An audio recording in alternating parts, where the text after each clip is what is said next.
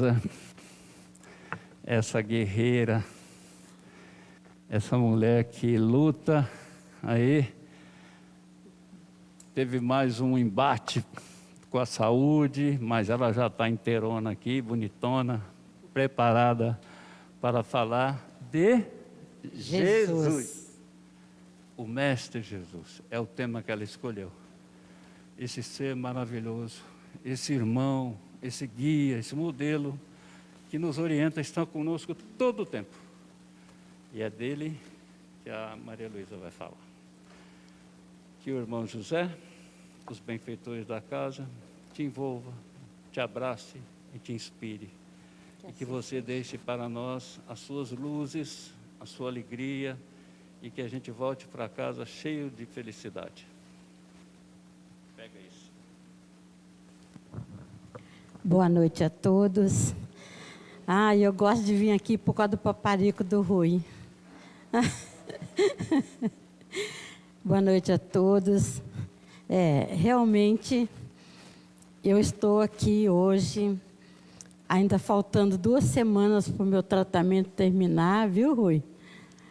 Mas, quando eu recebo o convite para vir aqui, eu me encho de energia, de alegria, e aqui estou.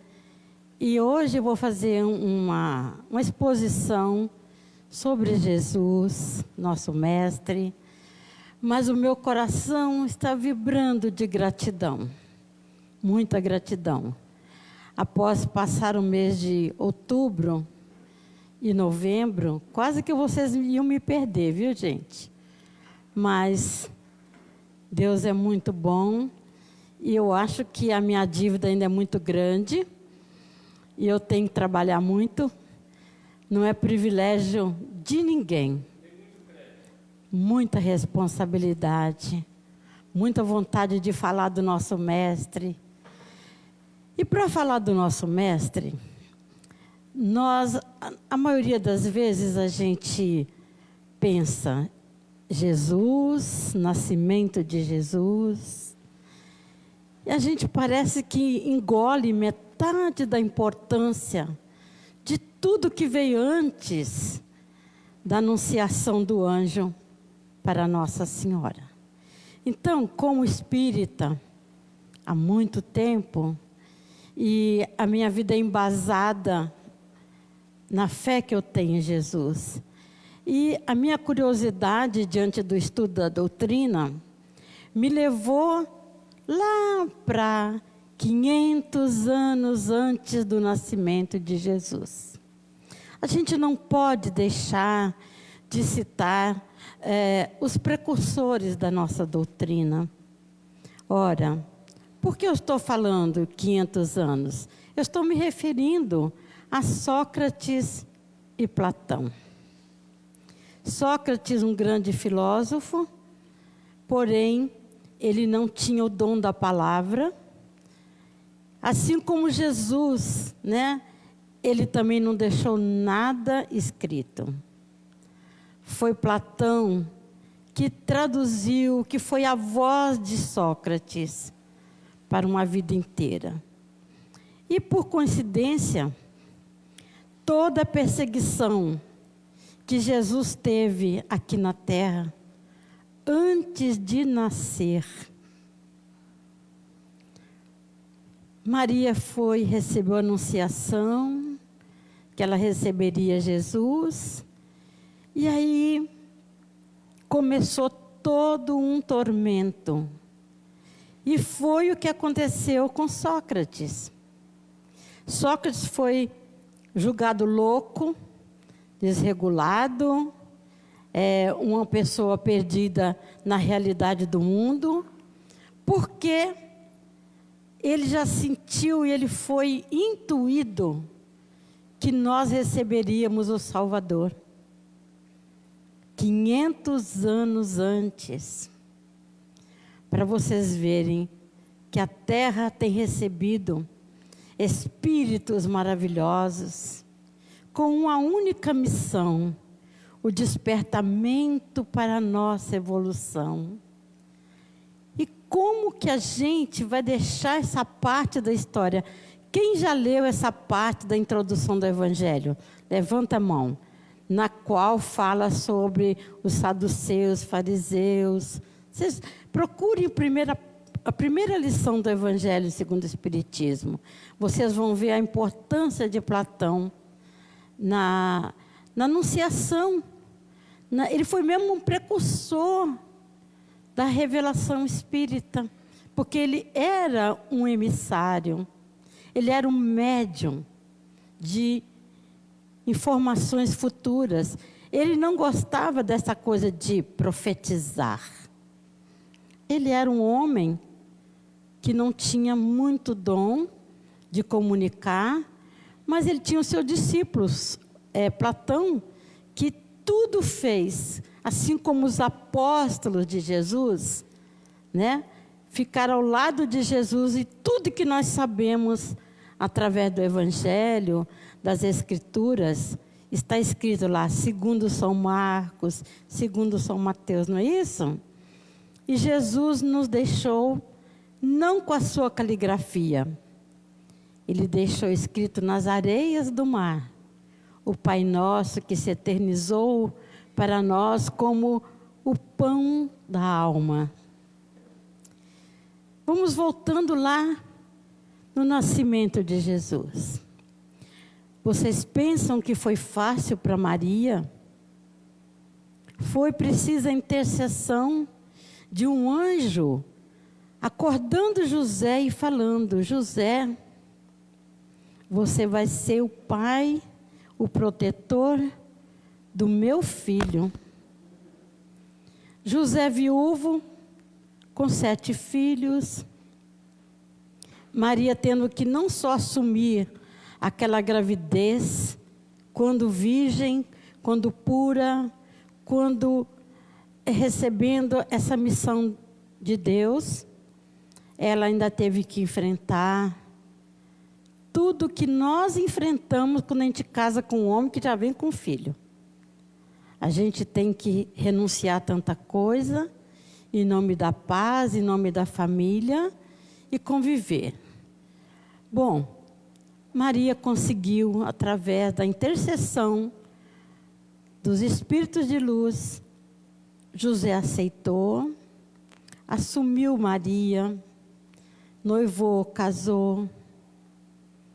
Mas a partir daí, parece que as trevas cresceram ainda mais em volta daquele movimento tão divino e necessário que seria a vinda do Cristo aqui na terra.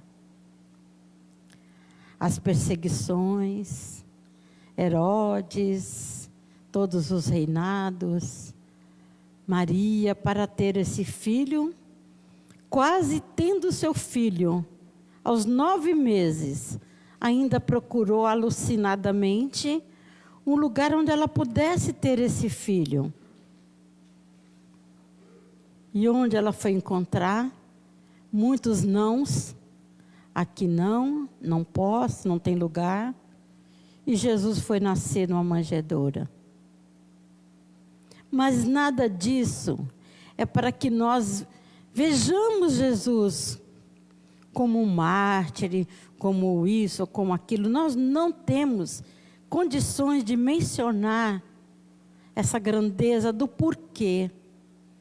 Porque era o sinal da humildade, não da fuga, não do medo. O corajoso é aquele que sabe das dificuldades, mas que ele não esmorece diante a luta, diante de buscar as soluções. E foi o que José, esse irmão maravilhoso, que é o nosso mentor da casa, e Maria, que foi buscar um meio de ter esse filho, porque também era uma missão dela. E ela sabia que não seria fácil. Não seria fácil. Maria, dá luz ao teu filho, ainda por um tempo escondido, ainda falando, toda vez que Jesus chegava com José e Maria, vinha um espírito e anunciava: pega o teu filho e fuja. Isso foram muitas vezes. Muitas vezes. Até que Herodes, na época que descobriu onde poderia estar Jesus, mandou que eliminasse todas as crianças, arrancando cruelmente dos braços das suas mães, na tentativa de atingir o Filho de Deus. Venceu-se essa fase. Maria, graças ao Pai, encontrou uma cidade onde ela pudesse criar o seu filho ao lado da sua irmã, ao lado do seu cunhado. E aí começou a surgir os milagres do pequeno Jesus. Mas o mal ainda acompanhava Jesus. O espírito do mal. Quando nós, ao lermos a história de Jesus, a gente vê que Jesus reagia como qualquer criança, porém o seu pensamento atuava em ação, em defesa de si. Quem já viu o filme de Jesus criança, quando ele ressuscita o filho, uma criança, brincando, eles brigam, Jesus ao olhar assim com raiva, coisa de criança, e aquele pensamento de Jesus se transformava numa terrível realidade. Aqueles que o enfrentavam nas brincadeiras, eles morriam. E foi assim que Maria tinha que estar sempre alerta com Jesus, sempre buscando olhar aquela criança, que era criança como qualquer outra criança. Mas ele tinha o magnetismo e a energia do fazer acontecer em sua defesa. Jesus vai tomando idade, o seu pai muito preocupado e não revelando realmente quem era. E ele curioso como qualquer criança, falou assim: conta para mim, por que que eu sou assim? Por que que eu consigo fazer maldades assim com o meu pensamento? Por que que eu não penso? Por que que eu sou tão assim diferente de todas as crianças? José segurava aquilo ali até e conseguiu levar Jesus, apesar da sua infantilidade, trouxe Jesus para a sua carpintaria. Jesus aprendeu o ofício de carpinteiro e ajudou muito ao teu pai, proveu muitas coisas para Maria, para os seus irmãos, que eram 7 algozes. Eles odiavam Jesus, não que tinham ciúme do pai com aquele filho. Maria, por ser a mãe, protegia muito e corria atrás. Eles tinham verdadeiros ciúmes e até ódio mesmo de Jesus. Eles ficavam de olho no caminhar de Jesus, dizendo que ele era um lunático, dizendo que ele era uma criança que não batia bem, que tinha os problemas dele lá de comportamento, que ele era ruim. Tudo eles faziam para que Jesus fosse castigado, mas Maria nunca castigou Jesus, porque ela entendia a força, o significado daquela criança para o mundo. Maria levou Jesus a sua caminhada.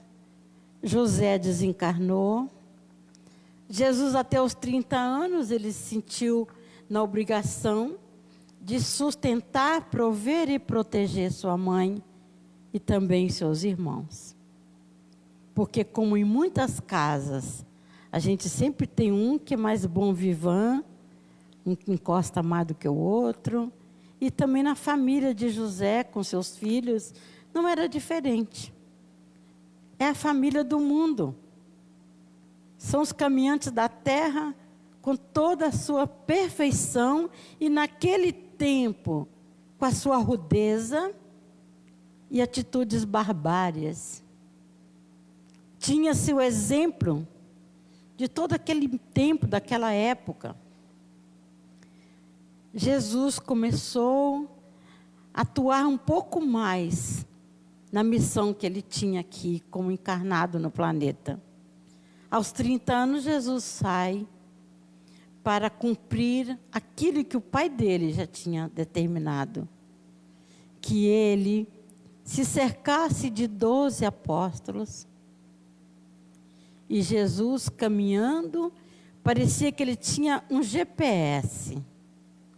Ele já chegava em Pedro, chegou em Simão, chegou no...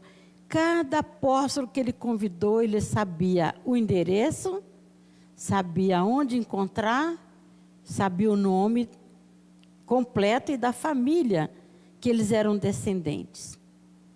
Olha que maravilha, um menino que nunca saiu. Cresceu ali dentro, ao lado de Maria. Mas aí ele falou que já era chegada a hora.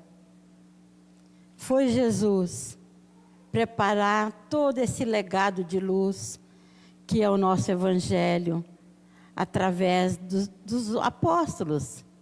Jesus precisava que eles fossem a sua testemunha, para mais tarde, para a posteridade, escrever esse receituário de amor.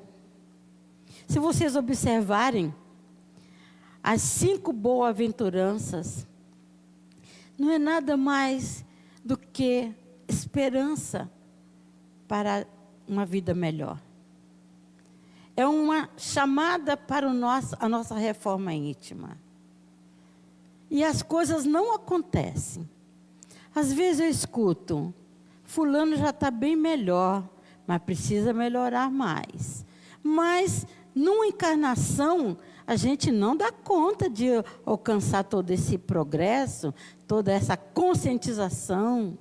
E muitas vezes a gente desencarna, chega no mundo espiritual, a gente é despertado e conscientizado e pede uma nova reencarnação e chega aqui e faz tudo errado. Não consegue evoluir.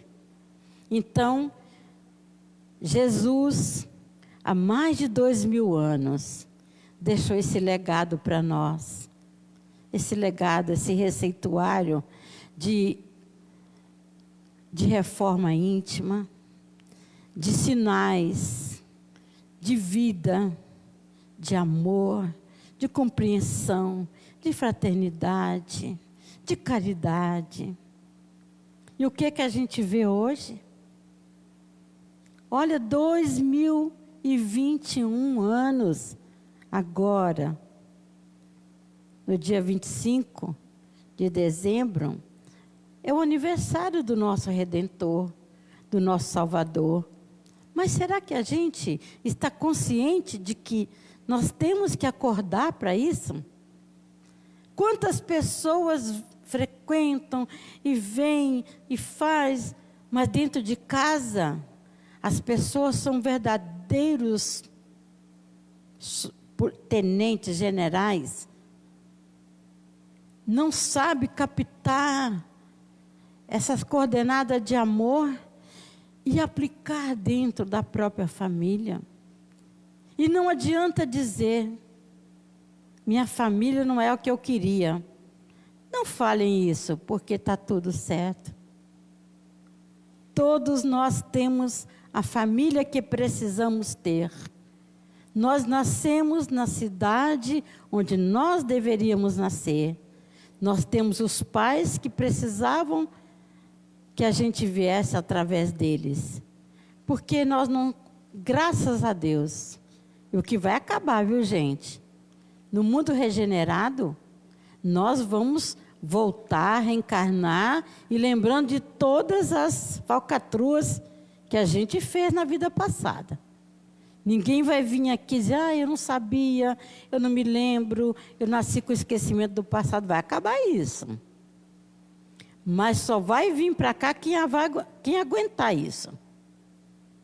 E as propostas de reforma da nova vida vai ser cobrada muito pior, porque às vezes a gente passa por cada situação e a gente fala, mas eu não mereço. Merece. Tudo que a gente passa na vida, até a fome, permissão de Deus. Porque nós temos a necessidade de ser pelo caminho que nós vamos dar valor a muita coisa. É perdendo que vamos valorizar. Ainda nós temos aí apanhando por conta da nossa rebeldia. Quando Jesus, que esteve aqui junto a nós, uma questão do livro dos Espíritos que a gente não concorde com aquela resposta. Parece que preenche a nossa lacuna de imperfeição. E a gente tem uma vontade de melhorar, de fazer diferente. E aí a gente caminha com todo esse legado de amor e luz. Mas ainda nós reclamamos quando nós temos uma doença um pouco mais longa, quando a gente sofre um período da vida, quando a gente está passando por alguma perda. A gente fala, olha, eu cheguei a ouvir por conta dessa pandemia, Jesus não governa mais a terra. Jesus abandonou o planeta Terra. Eu falo, quanta heresia, quanta besteira. Porque ai de nós, se o nosso governador nos abandonasse. E ele está aqui, em forma de luz e energia, de refazimento, de fortalecimento, neste momento aqui, irradiado em cada coração. Jesus faz a sua missão, cumpre o que foi coordenado e pedido para ele como Filho de Deus, porque só ele poderia fazer esse marco da história da humanidade. Só ele poderia ter escolhido aqueles espíritos já vindo de uma evolução grande, apesar da pouca cultura que a maioria dos apóstolos se apresentavam, e todos eles não tiveram vida fácil e nem um fim maravilhoso, a não ser o nosso apóstolo, o mais novo, João Batista, que morreu de velho lá na ilha de Éfeso, abandonado num canto que não se sabe, não se conta. São mistérios de saber como que ele viveu mais de 100 anos. E ele vivia totalmente isolado de tudo. Mas os outros morreram enforcados, decapitados, e aí foram mortes horrorosas. Assim como a gente fica vendo os mártires, né, da fé, aqueles que se entregaram com todo o amor, em nome de Jesus. No nosso tempo, nós temos Chico, nós temos Irmã Dulce, nós temos algumas personalidades que marcaram com pobreza, dificuldade e doenças. A saga continua. Então, por que nós vamos dizer, Jesus abandonou o planeta? Não falem isso, não pensem isso. Coragem. Vamos enfrentar, porque nós, acima de tudo, o nosso Pai Criador, tudo permite. Ora, quantos aqui devem ter uma história que essa epidemia levou? Quantos? Eu tive 4 casos na minha família, mas que graças a Deus superaram, estão aí. Mas muitos despediram dos seus sem nem poder despedir. Aí vai dizer, não, isso não é coisa de Deus. É coisa de Deus. Tudo é, ou nós acreditamos, ou nós vamos viver perambulando em corda bamba. E a fé que Jesus nos ensinou, naquela caminhada do seu Calvário, ao se entregar ao corpo àquela morte, da qual nós não esperávamos, de onde que veio toda a força para aquele final tão triste, que foi exatamente dos profetas, onde eles perseguiram e foram eles que conseguiram crucificar Jesus. E assim como no nosso tempo, nós não podemos ser que nem aquelas pessoas que moram na caverna, que têm medo de botar o rosto para fora.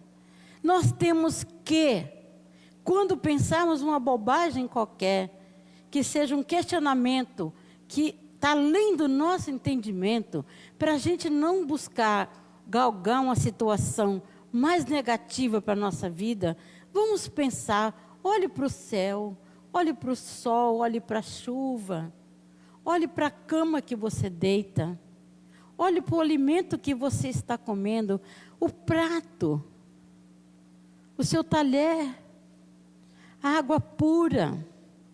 Eu não sei se vocês já viram aí aquele programa da Discovery, que é Largados e Pelados, que a gente vê que eles bebem até lama, parece um umbral. Por que isso? Aí já entra a ganância, a vontade de querer se destacar, de alguma forma, se tornando até bichos enlameados. Quando voltam para casa, não sei quanto ganham para fazer tudo aquilo, mas é terrível. Nós não podemos nos colocar nesse lamaçal moral. Vamos sair desse lamaçal. Vamos valorizar tudo que Deus nos deu, mas principalmente nós, filhos de Deus, mas também irmãos de Jesus, vamos não desprezar as palavras que Ele nos deixou através de seus apóstolos. São histórias lindas que nós podemos nos basearmos. Hoje, nós temos uma encarnação maravilhosa. A nossa vida é a melhor que já vivemos. Porque eu, por exemplo, eu sei que eu desencarnei em 1940 e reencarnei em 1953. Tive pressa de voltar para cá. Mas tem muitos que demoram anos, 100 anos, 200 anos. Eu sei porque Chico me contou. E falou que reencarne de suicida não ia ser fácil. Que eu segurasse as pontas, que eu ia aguentar muita coisa. E estou aguentando. Porque eu não vou desprezar a minha vida. Lutando, vencendo, caindo de novo, levantando de novo, mas estamos aí. Só vou com chamar o meu CPF. Quando chamar o meu número do meu CPF lá em cima, aí não tem jeito. A gente vai como a nossa Marília Mendonça, né? A gente vai na hora que tiver de ir. Eu tenho um amigo que está fazendo palestra, ele caiu, um infarto fulminante com o microfone na mão, lá em Minas Gerais. O que pode acontecer comigo, pode acontecer com qualquer um de vocês, nas atividades da vida. Porque tudo tem seu tempo, tem seu momento, tem sua hora. Mas nós não podemos dar tempo para a nossa fé, para a nossa gratidão, para a nossa esperança. Porque tem gente que fala, a esperança é a última que morre. Para com isso. A esperança tem que ser imortal também, como a nossa vida. Nós não podemos determinar o tempo que ela vai morrer, porque não tem hora da morte da esperança. A esperança é um dos fluidos energético, cósmico, universal, que tem maior força para dentro de cada um de nós. Quando a gente perde a esperança, não tem nada. Aí a gente cai na cama com depressão, a gente vai para um pânico, a gente vai para doenças emocionais. A esperança é o nosso antídoto para a vida. ela tem que ser imortal. Assim como Jesus, há 2021 anos, não nos abandonou. Eu tenho certeza que Jesus tem muita esperança em cada um de nós, porque Ele disse que nós chegaríamos a sermos angelicais e divinais. Então, que delícia saber isso.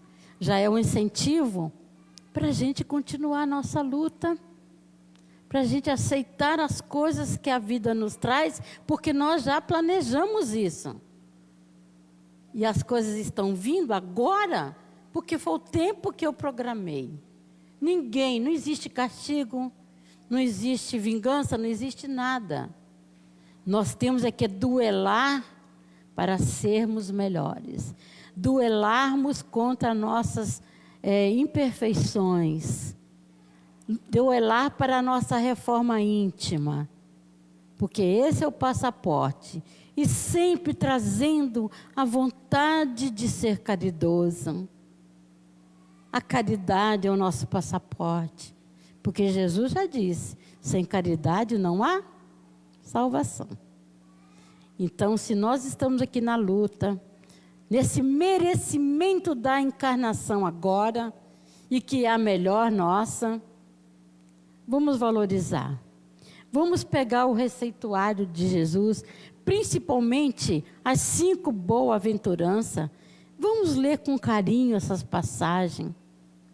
Jesus falava, muitas vezes por parábolas, para que hoje, na interpretação da doutrina, que é uma fé raciocinada, que a gente lê aqui, a gente fala os temas, mas para cada cabeça um entendimento. Mas que bom que é assim.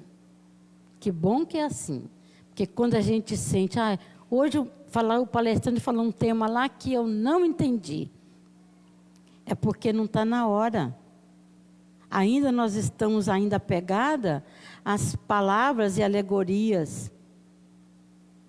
Mas uma hora chega, que cada palavra de Jesus vai entrar no nosso coração, na nossa mente, com um esplendor, com um crescimento, com a vontade tão grande de sermos convidados para a festa de núpcias, quando nós encerrarmos a nossa missão aqui na terra.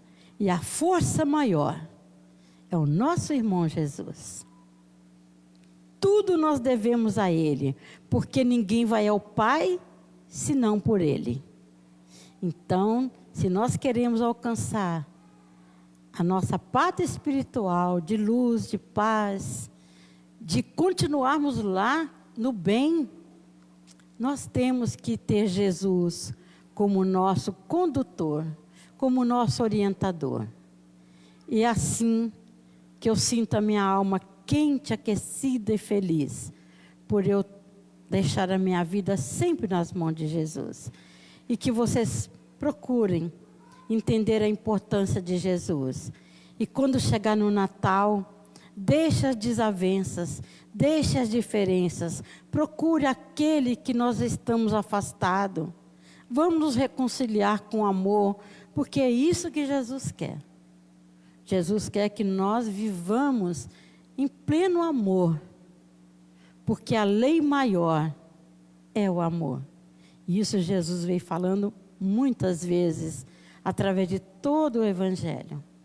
Que vocês fiquem em paz, que tenham ceia de Natal, uma entrada de Ano Novo maravilhosa, muita saúde, e peçam nas suas preces: Jesus, cure a nossa terra de todos os males, miasmas e perturbações. Que assim seja. Graças a Deus. Graças a Jesus.